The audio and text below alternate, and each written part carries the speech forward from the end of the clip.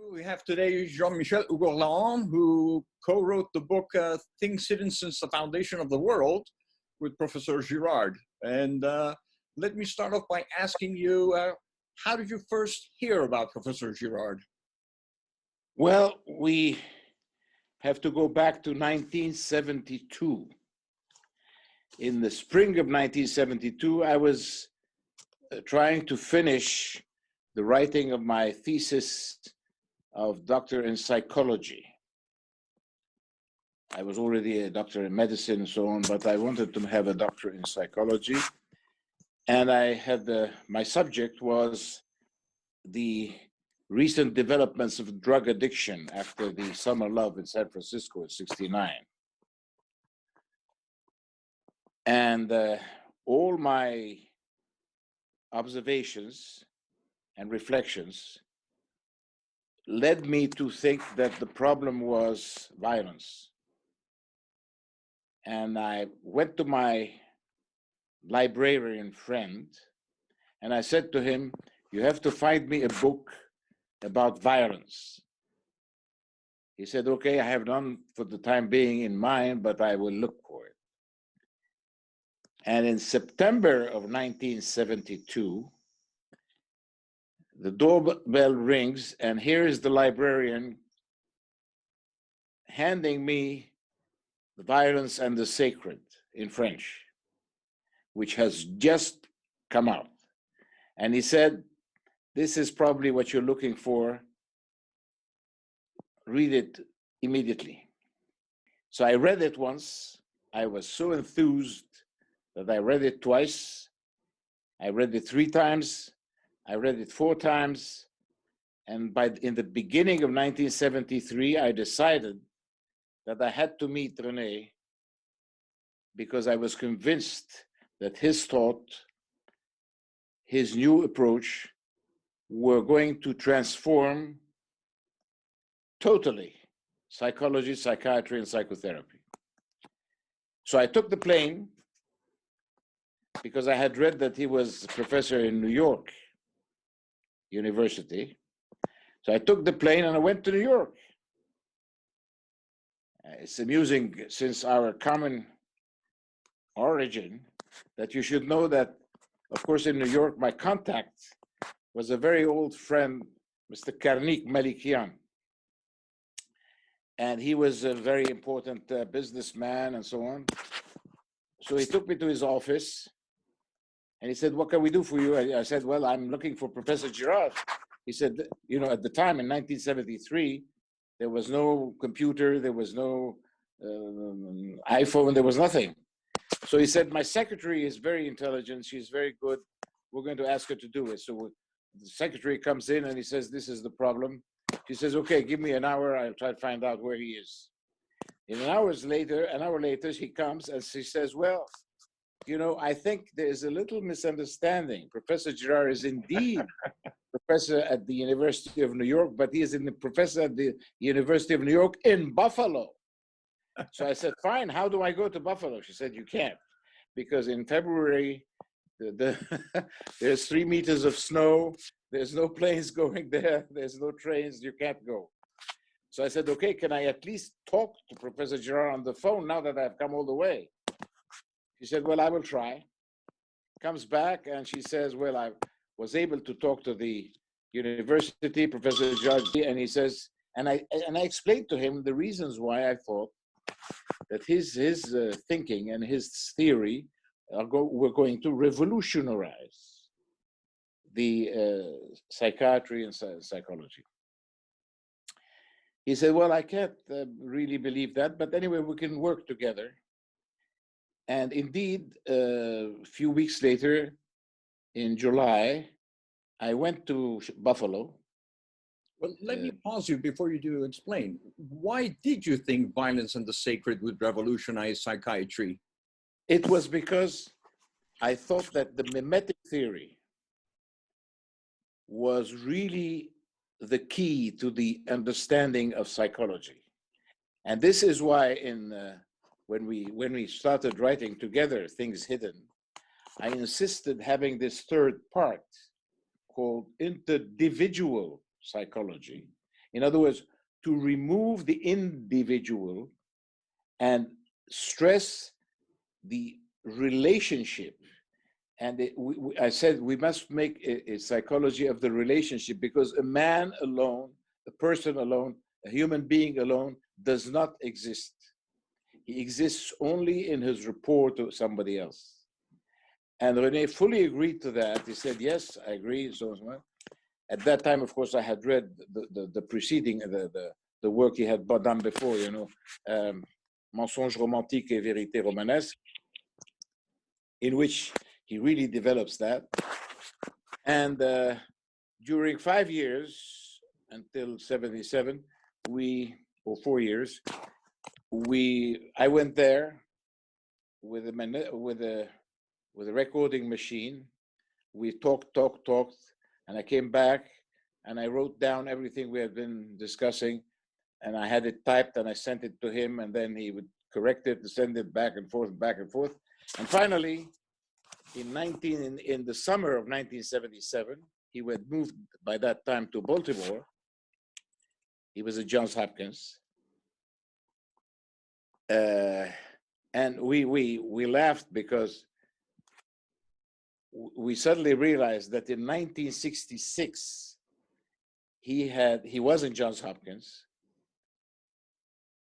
and he had made this huge Congress, you know, with Lacan and all sorts of thinkers. And at the same time that he was in 1960, I was in Johns Hopkins Medical School, but I never heard of him, and of course he had never heard of me. So, you know, it's funny. So anyway, I went there with my family, with my wife and 2 children. We rented a house, and we stayed there for about 3 months. And during 3 months, René would come every morning, and he said, listen, everything we've been writing and back and forth, I have put everything on the side, and we are going to rewrite the whole thing. I've been rewriting the first part, the second part, and now we're going to write the third part. And of course, we read it again together. My role was, I think, the role of somebody. It is encouraging to have somebody younger, but passionately interested. I would probably sometimes ask stupid questions, but the questions were stimulating for him, and he had an immense capacity of indulgence and patience to explain and to discuss with me. Anyway, I pushed him, for instance, to write the second part about the Bible, because he said, no, you know, they're going to think I'm too Catholic and so on. So I said, no, you have to write it because it's a great piece of work. And then we started writing the third part, which is individual psychology, in which, of course, we tickled Freud, and we were writing chapter after chapter after chapter. And one day we came across Beyond the Pleasure Principle. It was around 10 p.m. or so, 9 p.m. And he said, do you have the book? I said, no. He looked in his library, he didn't have the book. So he said, but I know someone who can have the book. We went together walking to the house of, what's the name of the guy who had this fantastic library? It was books up to the floor, to the ceiling in a huge house. And he said, what do you want, René? And so on. He said, we want Beyond the Pleasure Principle. He said, at this time of the week, the night? He said, yes. So we were laughing, waiting. He went into his library, and finally he came with the book, Jenseits des Lustprinzips, in German. I said, but that doesn't help me because I don't speak German. René said, I'll take it. I manage in German. So we went back and we worked on this. He was translating it and so on. We discussed it. It was very funny. Anyway, finally, at the end of the summer, we had a manuscript of 900 pages. I came back to Paris and I went to Édition Grasset, and I said, and I met Françoise Verny, and she said, "Are you and René? You've become crazy. 900 pages of a dialogue, of talking." And you know, the first idea of René, because we had met first in Cheektowaga, you know, in the Sheraton of Cheektowaga, was to call the book Les Entretiens de Cheektowaga, you know, the seminars or the the conversations or the dialogues in Cheektowaga. Finally, he said, no, I think I found a real good title. So Françoise Verny says, listen, I put it on my desk, but I'm not sure I'm going to publish this. This is ridiculous to try and sell a book like that. A week later, she calls me and she says, come to my office immediately. And I go at Grasset, and she says, you know, your work, it's completely crazy. Mais c'est génial. It's absolutely Of course, I'm going to publish it right now.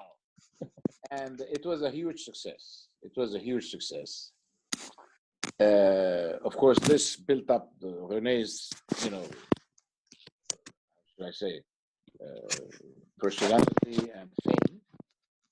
And I was very happy. And since then, I've been working myself only with one objective, taking René's mimetic theory as far as I can in psychology, psychiatry, and psychotherapy. And this was the subject of all my further, you know, subsequent books. Why did you start with the anthropology section? How did that happen? The first book. Because we started discussing anthropology because we wanted to clarify, again, all the subjects of violence and the sacred. Actually, the first book of the of Things Hidden is actually the explanation or the development of violence and the sacred. Of course, in Violence and the Sacred, what had absolutely enchanted me and mesmerized me was the chapter about Oedipus, you know, because of course I thought, you know, but of course this is the real explanation. It's not Freud's thing. It's something completely different. The chapter about Oedipus I thought was absolutely genius, absolutely genius. And so after that, I wrote this book in French called Un mime nommé désir. And that was my big thesis. You know, in France here, there's a big thesis called Doctorat d'État ès lettres et sciences humaines. It takes many, many years. I had a bibliography of 2,000 pages. I have a 500 or 600 page text. And it takes 7 top-notch professors in the jury. And in the jury, René came from the States to be in the jury. The president of the jury was Michel Serres, our great friend. Yeah. Plus, there was another 5 top-notch professors. And of course, I came out with flying colors. And Michel Serres had a very amusing word. He said, I'm going to say it in French and then we'll translate it in English. Okay. He said, croyez-moi, après 3000 ans, pour trouver quelque chose de nouveau à dire à propos de la Genèse et du paradis terrestre, il faut se lever matin.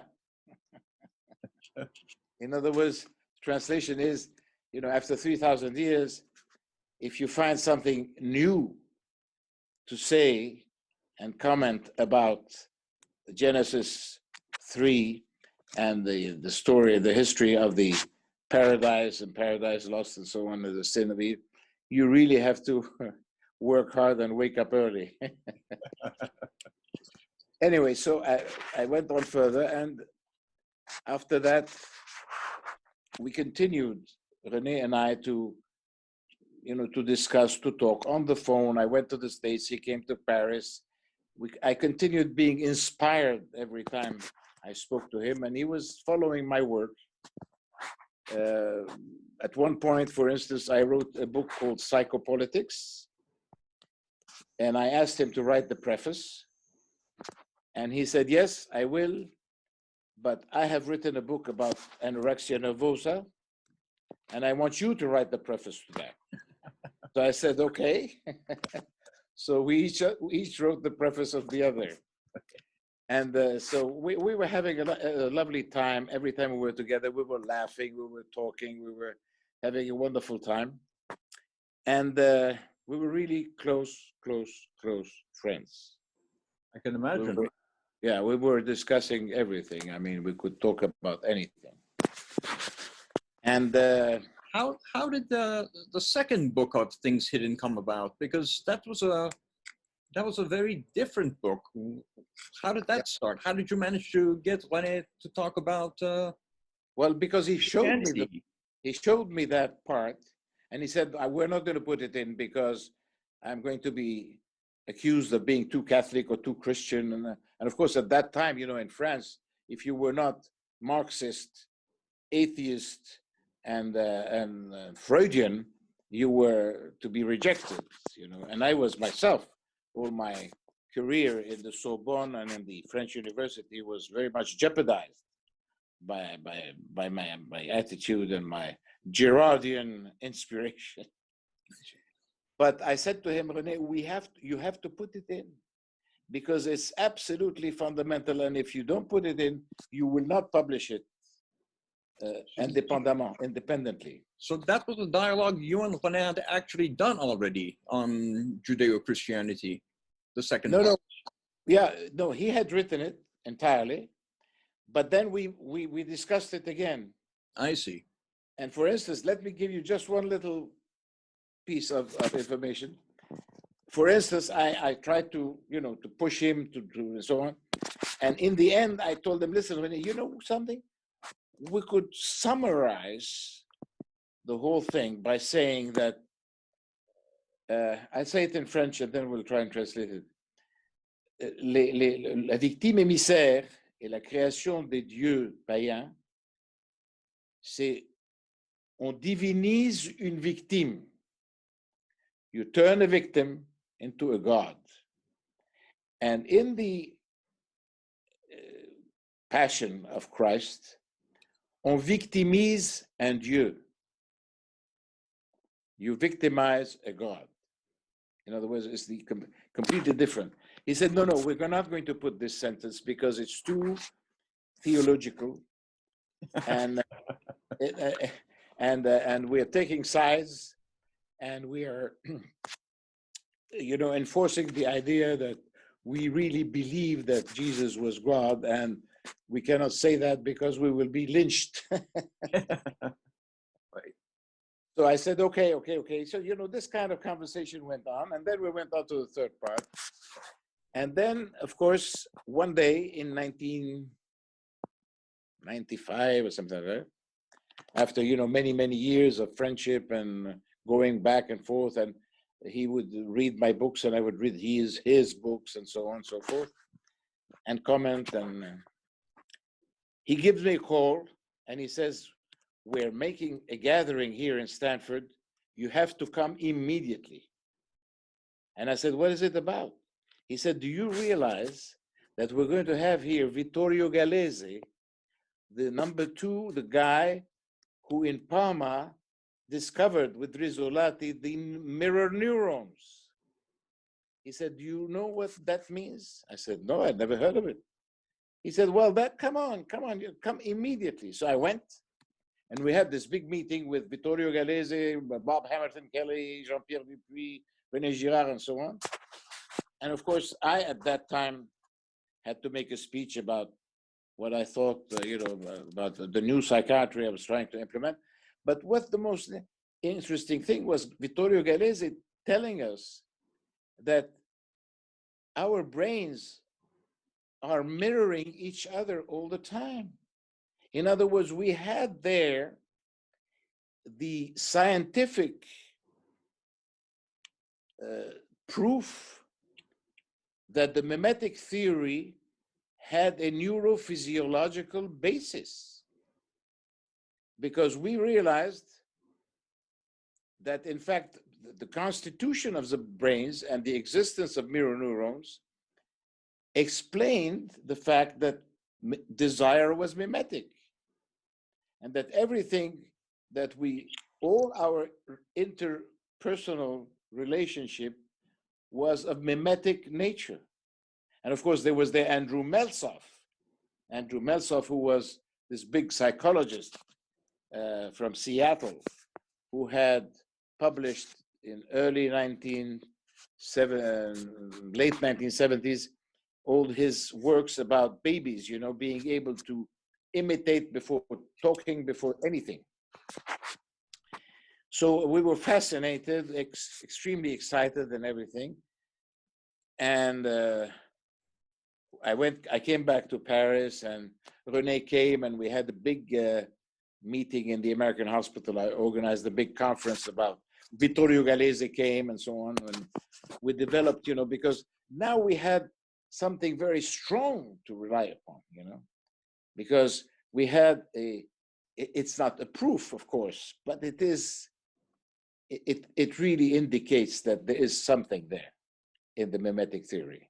It's not just René's fantasy, and that's fantastic, to be able in a lifetime to experience a theory, develop the theory completely out of the analysis of, romantic or literary texts, the texts of Cervantes, Shakespeare, Stendhal, Dostoevsky, Proust, and so on. And at the same time, in the same lifetime, be able to have the neurophysiological proof on the screen of the PET scan that would indicate that you were really not, mistaken. And that's how I wrote the book, my next book, in French, called Notre Troisième Cerveau, which was beautifully translated by my friend Trevor Merrill in English, published by Michigan State University Press, called The Mimetic Brain. So because then I enforced the whole idea, and I really reshaped the whole nosology and semiology and construction of psychiatry and psychology based on that theory. And I've been working since, as much as I can, but now I'm getting old. And I think I've just written maybe my last book, called Alterity, which will come out in about 2 weeks here in France, and maybe will be translated sometime in the States. So that's the whole idea. And of course, every time I speak about René, I say, I know René is dead, unfortunately, but I can't believe it. And I can't accept it. And I will always continue to be inspired by his thought and by his thinking, by his genius, because René was, in my opinion, a real genius. And what is a genius? A genius is someone who looks at something, some phenomenon, millions of people have been looking at without seeing what was to be seen. Like, for instance, Newton watched an apple falling from a tree, and it gave him the inspiration of the gravity. And I said, René, same thing. Everybody had read Cervantes and Shakespeare and Stendhal and Dostoevsky. No one ever realized that what they really were pointing at was that desire was mimetic, and that the object was always designated to the desire of the subject by the model. So this is why I said, I said it in a public conference. René was present. And René said, no. I said, yes, René, you are a genius.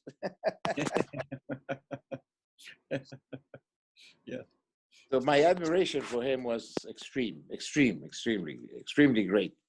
And I really consider that since 1972, he has influenced completely my practice of medicine, my practice of psychiatry, my thinking, my theory, everything.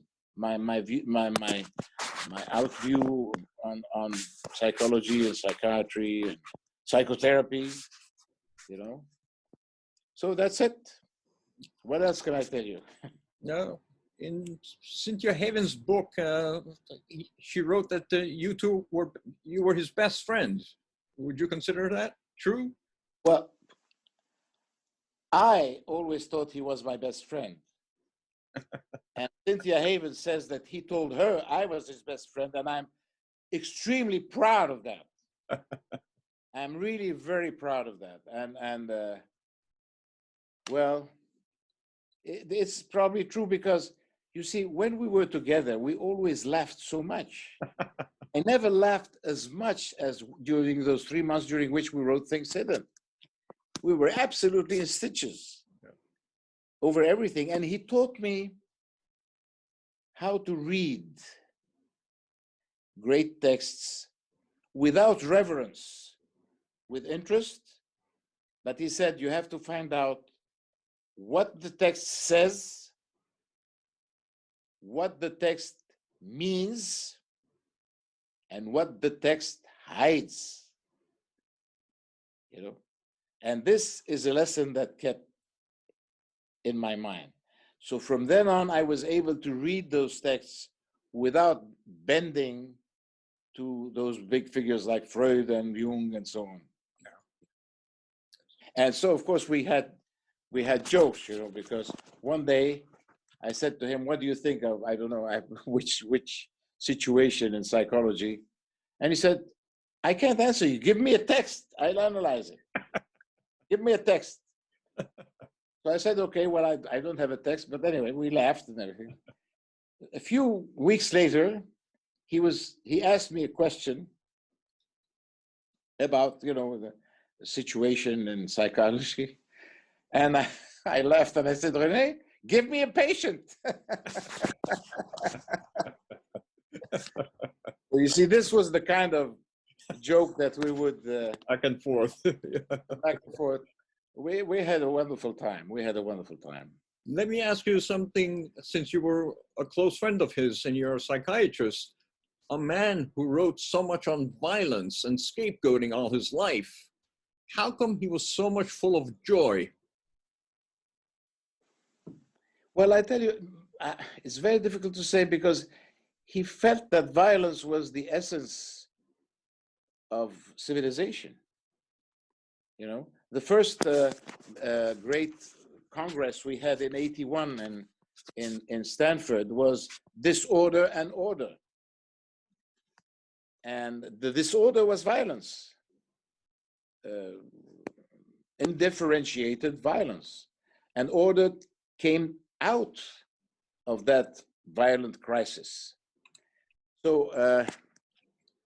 no, I think and also, you see, I think the lesson I drove was that if you are able to look at reality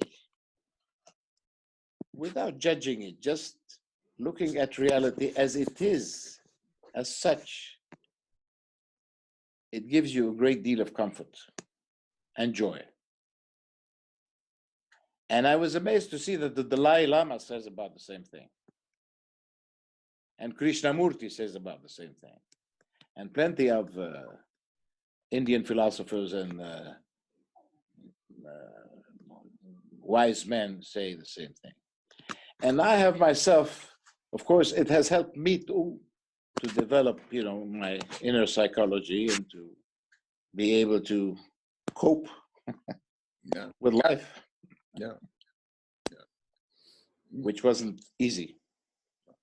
He had, on me, he had an influence of paramount importance. And another joke he had, when I visited one day in Stanford, you know, someday he said, well, let's go to Mass. And on our way to Mass, he said, you know, when you visit other people, you know, in other places, in other countries, they take you to the nightclubs. I take you to Mass. You know, one thing he always stressed, he said, I haven't written everything I have written, and I haven't done this work because I was Christian. I became Christian because of my work that led me to a point where I could not be Christian. And Michel Serres said the same thing. He said, avec René, on n'a plus besoin de croire puisqu'on sait. Yeah. You don't need to believe or to have faith since you know. No. That's all you need. You know? Yeah. Did you also know René's family? Did you? Oh, sure, of course. Yeah. We were very close to Martha, Marie, his daughter. When she was younger, she came here and stayed with us in Paris for a whole year. And I know his sons, Martin and Daniel, especially Daniel. We're very close to him. Unfortunately, we don't see much of them because now we're here, we're old. For me now at my age, it's quite an effort, you know, to fly 10 or 15 hours, you know. I understand. That was René's concern as well when he was getting older. Oh, yeah. At one point, you start getting very tired. Although I would like very much to go to the States because my daughter is a doctor in Miami, Florida. I see. And I would like very much to go and visit her, but I say to her, listen, why don't you come and visit me? Well, Paris is better, of course. Yes, and it's much less tiring for me. What is your favorite book of René's? Do you have a favorite book of his? Oh yeah, Violence is the Sacred. Honestly, hands down. Oh yeah, absolutely. Because absolutely. when I ask people, everybody says des choses cachées. Des choses cachées wins. but you're one of the authors, so you can't really say that. First of all, I can't. And second, Violence is the Sacred is the one that put me on track. On orbit. On orbit, right. Do you think René was a mystic in any way?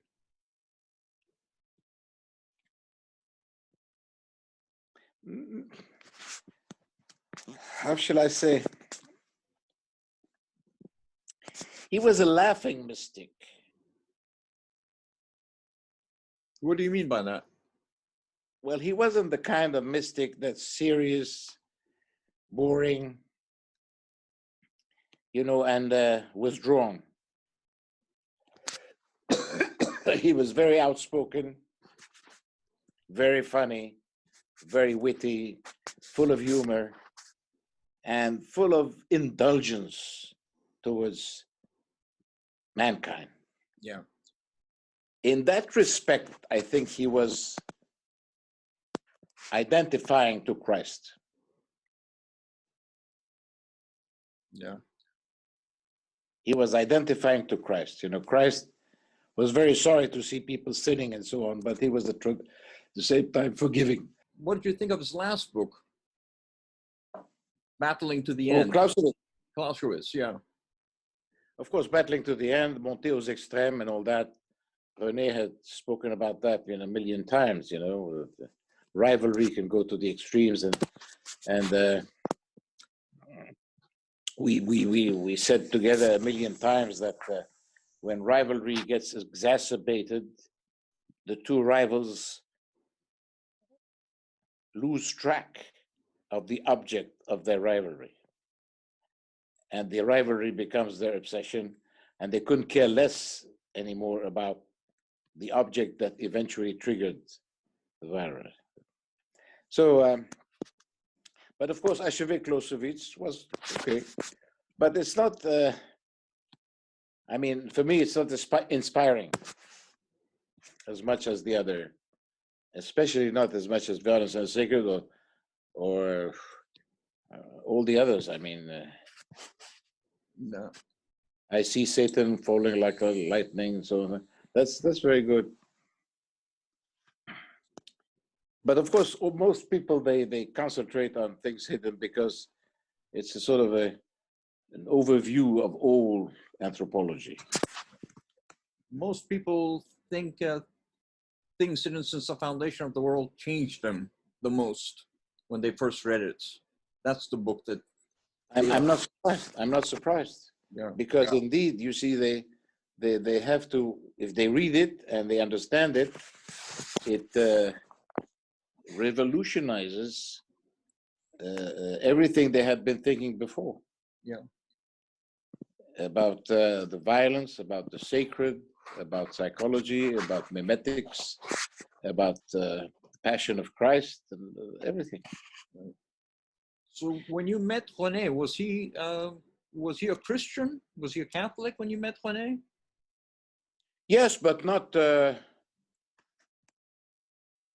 He was, of course, Catholic, but he was not fanatically Catholic. Right. He became more mystic, as you would say, or how should I say, more hard Catholic, Yeah. if you like.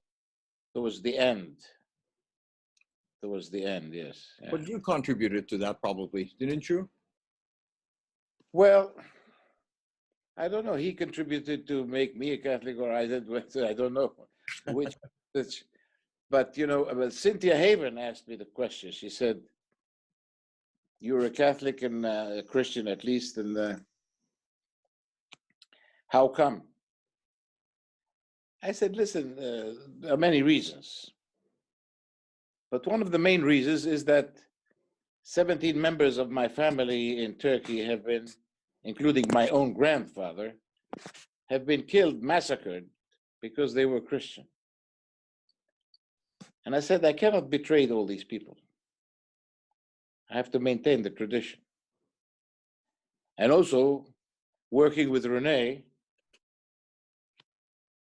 it's very hard not to be Christian. Yeah. And I've just had a 3-day meeting with the Father James Allison. He's a very good theologian.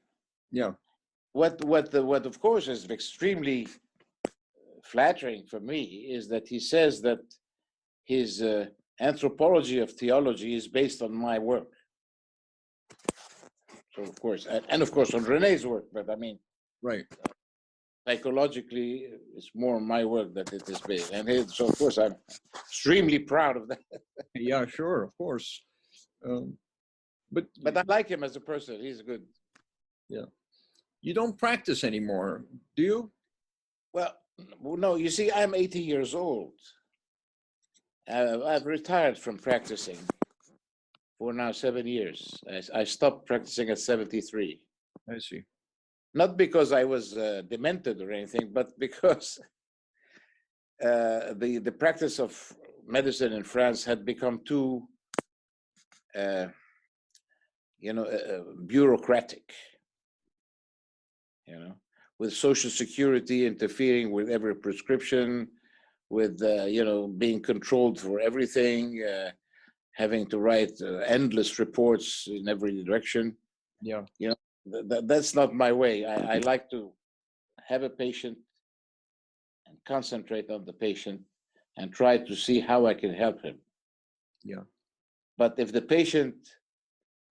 patient's only view is to leave my office and go and see his lawyer to see how he can sue me, yeah, I'm not interested anymore. Yeah. In the office of a psychiatrist, there are 3 persons: the psychiatrist, the patient, and the disease, the neurosis or the psychosis. And the problem is to find out whether the patient wants to get allied to the neurosis to prove that the psychiatrist is an asshole, or to get allied with the psychiatrist to get rid of the neurosis. Let me ask you one last question, Jean. Do you have any one particular good memory you have of René in all these years that you were with him? I have so many. One of them I mentioned in my last book that's coming out next week. We were sitting, René, Martha, and myself, in a fish restaurant. It was a springtime in Paris, and we were enjoying a nice dinner. as usual. And I had been reading lots of Indian philosophers, you know, Krishnamurti and Ramana Maharshi and so on. And I said to René, I want to ask you a question. If you meditate and you look very, very, very, very deeply inside yourself, what will you see? He said, you will see your mediator. In other words, your model. And that was the key issue that I developed in my book, The Alterity, because I said, actually, even if you go as deep as you want inside yourself, you see the other. You see alterity. That's pretty scary, though. It's scary if you're afraid of the other. It's not scary if you take it for what it is. What you have to be very careful, and that's the key to wisdom, is not to make the model a rival or an obstacle. To keep him as a model. If you do that, you're safe and you're in the path of wisdom. But if you turn the model into a rival, or even worse, into an obstacle, then you enter neurosis. Wasn't René's solution to have Jesus be your model? Wasn't that the ultimate solution?